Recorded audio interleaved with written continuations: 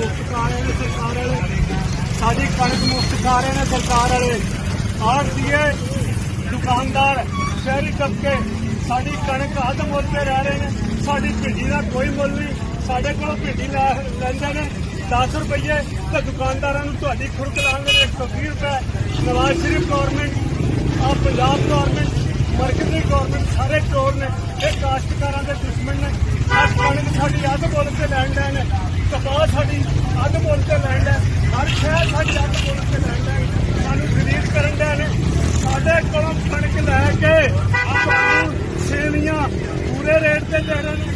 ਸਾਡੇ ਕੋਲੋਂ ਲੈ ਕੇ ਤੁਹਾਨੂੰ ਸੇਵੀਆਂ ਅੱਧ ਰੇਟ ਤੇ, ਰਸ ਤੁਹਾਡੇ ਕੋਲ ਫੁੱਲ ਰੇਟ ਤੇ ਵੇਚਦੇ ਨੇ, ਬਿਸਕੁਟ ਤੁਹਾਨੂੰ ਫੁੱਲ ਰੇਟ ਤੇ ਵੇਚਦੇ ਨੇ।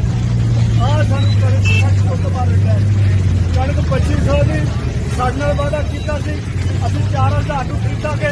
ਸਾਡੀ ਸਬਜ਼ੀ ਦੀ ਸਸਤੀ ਖਰੀਦਦੇ ਨੇ, ਸਾਡੀ ਹਰ ਸ਼ਹਿਰ ਸਸਤੀ ਖਰੀਦਦੇ ਨੇ।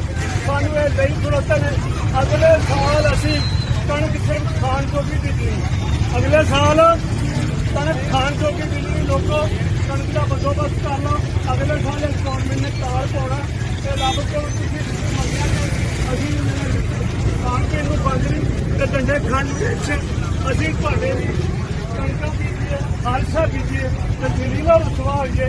ਆੜ੍ਹਤੀਆ ਖਾ ਜਾਏ, ਸਰਕਾਰ ਖਾ ਜਾਏ, ਦਫ਼ਤਰ 'ਚ ਬੈਠਾ ਥਾਣੇਦਾਰ ਖਾ ਜਾਏ, ਕਰਨੈਲ ਖਾ ਜਾਏ, ਸਾਰੇ ਡਾਕੂ ਸਾਨੂੰ ਕਾਸ਼ਤਕਾਰਾਂ ਨੂੰ ਕਿਸਾਨਾਂ ਨੂੰ ਲੁੱਟਣ ਦਾ।